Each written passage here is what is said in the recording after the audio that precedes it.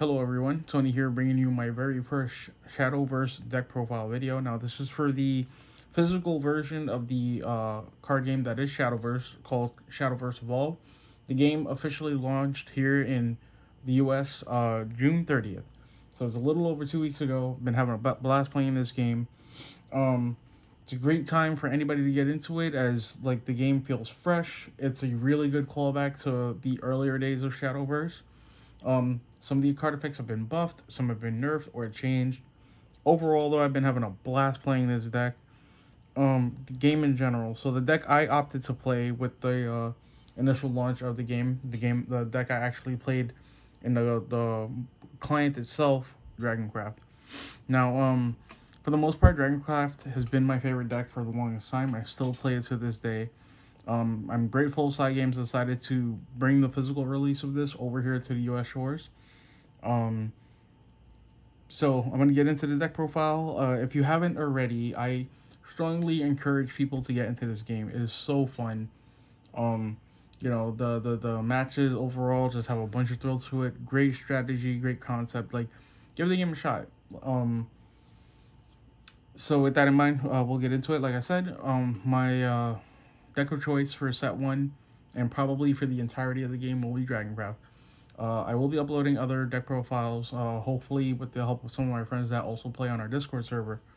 Um, the leader I opted to choose for the aesthetic was Rowan. Now I know Zenitra has a leader card, but Rowan is the actual leader for the Dragoncraft. He's always been there, so um, I opted to go with this one. Yeah, beautiful art. The only other one that I would probably swap him to if they ever brought out the crossover leaders here would be between Ryu and the I forgot the kid's name from the actual anime itself. Oh yeah, so I opted to go with him over Zenitra. The deck itself. All right, so we're starting off with probably the most important staple in the game right now. 3 copies of Bellringer Angel. Being a 1 cost, having ward, and then drawing a card on death is extremely good. And her evolve card to evolve for 2 to do damage to something. I don't really use it too much, but it does come up. So overall, though, her utility, early game protection, as well as sometimes having a late game like Trump blocker is really good. And of course, drawing a card, the self replacement effect is good. Going on to her 2 drops, I am playing 3 copies of Shifter Mage. So this is the only 2 drop I chose to play in my deck. I really wanted to focus on ramping and then going towards like the mid to late game with like more aggressive effects. This card ties into it pretty well because when you're in overflow, which is when you're at 7 play points or more, and you play him, he goes +3/+3. So he's a 5/5 unit. His Evo has Assailant and Bane as well, which means that on Evo he can take out anything. So this card tends to like help me get into like the winning phase of the game because it's a cheap Evo. You play it for 2, Evo for 1, and then it leaves you 7 play points to do what you want. Like when it comes to pushing for a game. Going into my 3 drops, I play. Just got mixed up a little bit. 3 Ailas. I don't know how to pronounce his name correctly, but going in with pushing for the ramping aspect of the game. She is a little nerfed from the client. If you remember in the client, you can evolve her and then just kind of rush over enemies and thing. To compensate for her not having an evolve in the game, they gave her assailant, so she can attack things that are in the untapped position and you get your play point that way. She'll probably be replaced in the future. The only reason why I still play her now is because the ramping is really nice and you're trying to get to your mid to late game.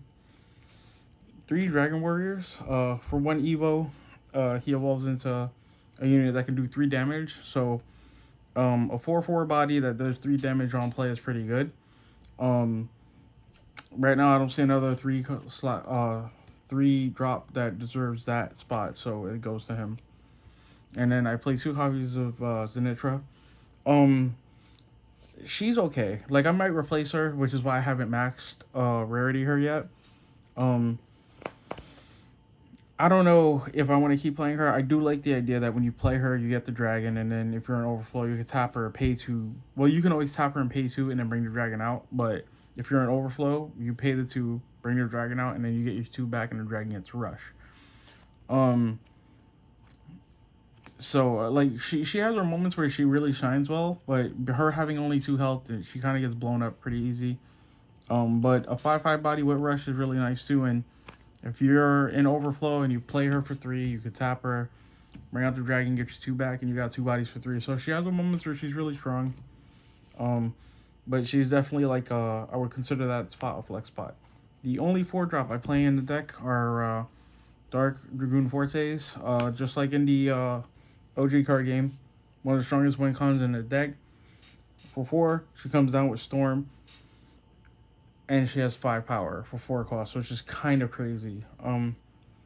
She can help chip you out pretty well, and her Evo is even more insane. The Evo has Aura, and she's a 7/3 body, strong as hell.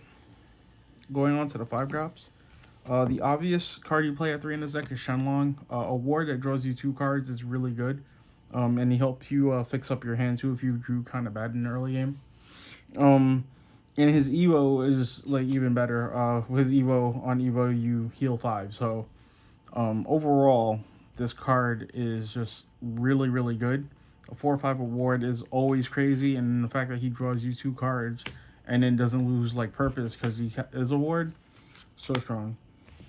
The other 5-drop I play are 3 Wyvern Cavaliers. Now, initially I was not playing this card, but while I was tweaking the deck, I noticed what felt like you kind of sputtering out when you overuse your hand, and this card kind of alleviates that because on play you take the top card of your deck and put it in your EX area, and it costs 2 less. So it's like drawing a card and keeping a 5/5 body. Your opponent does see what's in the EX area, but it still helps you get certain card effects out. Like you can get a Blazing Breath there, and not you have to pay a cost. I've got Forte back there, and it's only cost 2 to bring out a 5 power unit with Storm. So just overall, the utility you get from the Wyvern Cavalier is really, really good. Going into my 7-drops now. This is preferential. I play a single copy of Lucifer and 2 Gilgamesh. Now, I know a lot of people in Dragoncraft tend to just play 3 Lucifer, but I kind of didn't want this deck to feel stagnant towards the late game because where you can get Genesis Dragon to just drop it and punch your opponent in place for 10. Sometimes because your opponent plays so many wards, or people just play wards in general, it doesn't really allow that, right? So I opted to go with a 2-1 split because Gilgamesh lets me do things like, let's say, play Shapeshifter Mage, Evolve. I can ram into whatever war unit, drop this, hit him for 6. And I won a game like that today, because I had the flexibility like that. So I try to play around the play cost of things. Now, it's not to say Lucifer couldn't do that. Like, if my opponent only had 3 health and I just drop him and Evo in my turn, that's it. Like, game over, or is it, just double check that. Yeah, so start of your end phase. So yeah, game over in that aspect. But in this case, my opponent had 5 health. So, if I would have had Gilgamesh or Forte, Gilgamesh was the unit I had this time, but it just gave me the option of being able to run over my opponent's board because of Shapeshifter Mage and then cleaning it up with Gilgamesh. Alternatively, if you go second and have Dragon Warrior, you could do the same thing and still drop him and swing for game, if that situation pops up. But you could also play this as a 2-1 split this way, or you could just play the 3 Lucifers. Right now, I'm playing it like this, with the 2 Gilgamesh and 1 Lucifer, but that can change. And in my late game, 2 Fafnirs and 2 Genesis Dragon. Fafnir kind of punishes people for going wide, and if I ramped early, this coming down during their mid game is crazy. You can easily wipe away 3 or 4 followers with it. So a 7/8 body that comes down and drops a hammer on your opponent, really strong. And then of course Genesis Dragon, a 9-drop with 10 power and Storm, crazy. And then it has 12 health. Now you are prone to being hit with Executioner, so monitor your opponent's play points before you commit to this. But your opponent is going to be expecting this if you're playing Dragoncraft, so sometimes you can get away with not playing it at all, and they'll be monitoring their resources, trying to like anticipate this, and it never comes. So just keep that in mind when you play with it. You don't want to lose too much for trying to go too big. So that's it for the follower list. Next, we're gonna go into the spells and amulets. So the spells are pretty simplistic. 3 Blazing Breath. This card is buffed actually from the client itself, so it has the original effect of being able to do 2 damage, but it also does 2 additional damage if you're in overflow. And being that spell cards operate a little differently than they do in the client, like this doing 4 damage on your opponent's turn or even on your opponent's end phase is set up for stuff like Gilgamesh or Forte or Genesis Dragon to like get rid of wards or problematic cards is really good. So this is one of the cards that was in my opinion nerfed from the card game. So Dragon Oracle either increases your play points by 1 or you draw a card. How it worked in the client was that you increase your play points by 1, and then if you were in overflow, you drew a card. So doing either or versus both or in a cumulative effect is kind of I don't know. I just use it for ramping now and then. Once I hit like the part where I don't feel like I need to ramp anymore, most of the time it gets trashed for Shenlong. I haven't used it to draw a card yet, so that's that.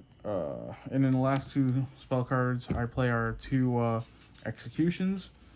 This card gets rid of anything that's on your opponent's field unless it has aura. So use this with caution. Really good card, really strong. One thing I would like to definitely say about Shadowverse cards is I have had these cards out in a cold ass room and 0 warping. There hasn't been a bend. There hasn't been any kind of flippiness, no floppiness, nothing. Whatever Bushiro did to produce these cards with the quality that they have, like, let other companies know, because One Piece, like, I bought those cards from a friend, and by the time I got them home, they were already warped, right? Like, it's crazy. Like, the quality on these cards are so good in terms of just overall, like quality, like, whatever. Like, anyway, the last 2 cards in my deck are 2 Path to Purgatory. So this card is probably the, next to Bellringer Angel, one of the best cards in this set, especially for a neutral card. On play, you draw 3 cards and then inflict 3 damage to yourself. Then at the start of your end phase, if your leader's health is 6 or less, you tap this, send this to the cemetery, and then all your opponent's followers take 6 damage, which is kind of nutty, right? So it's a draw 3, and then like later on, it can like wipe your opponent's field if your opponent doesn't play around its effect cautiously. Like, insane. I don't want to play this at 3 because I feel like then I would see it too much. But when you do see it, especially if you see it like early in the game, like if you see it like on turn 3 most of the time, you're gonna drop this and draw 3, and it completely like maps out the rest of your game for you. Just be careful when using it. You don't want to like use it on like, let's say like a turn 5 or 6 or 7 where your health might be like 13, you drop yourself to 10, and now your opponent might, beat your ass next turn or something like that. Like, you just be worried about that -3. Now with the Evolve deck,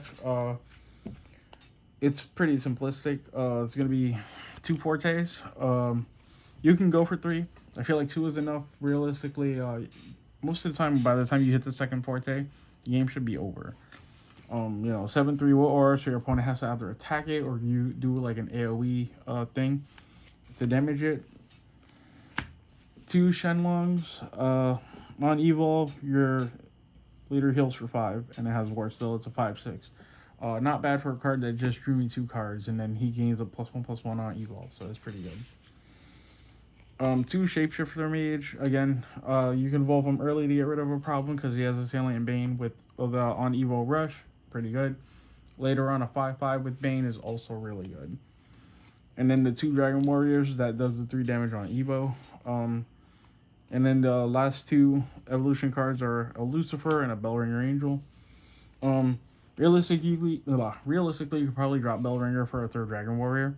Like I said, she does come up at times, and being that I do play 3, having her as an option there is good. So that's my deck in a nutshell. Once again, I really hope people try this game out. If you haven't tried it out yourself, or if you been on the fence of trying the game out, like, just buy a starter deck. $20. You know, $20 will get you a full deck. The starter decks in Shadowverse come with a playset of every starter deck exclusive card, so you actually don't need to buy multiples of it. Buy a starter deck, try it out with a friend, try it out at your local store. It's a great game. I think everybody should at least consider getting into it. If you already play card games anyway, and even if you don't, if this is your first card game, I 100% recommend it. But I want to thank you for watching this video. As the game progresses and we get more sets, these videos will become more in depth because the card pool is still in set 1, so we're still kind of limited. But overall, I just wanted to introduce you guys to the world of Shadowverse. So if you like this video, I hope you stick around for my next few ones. I want to thank you for taking the time to watch this video. Until next time.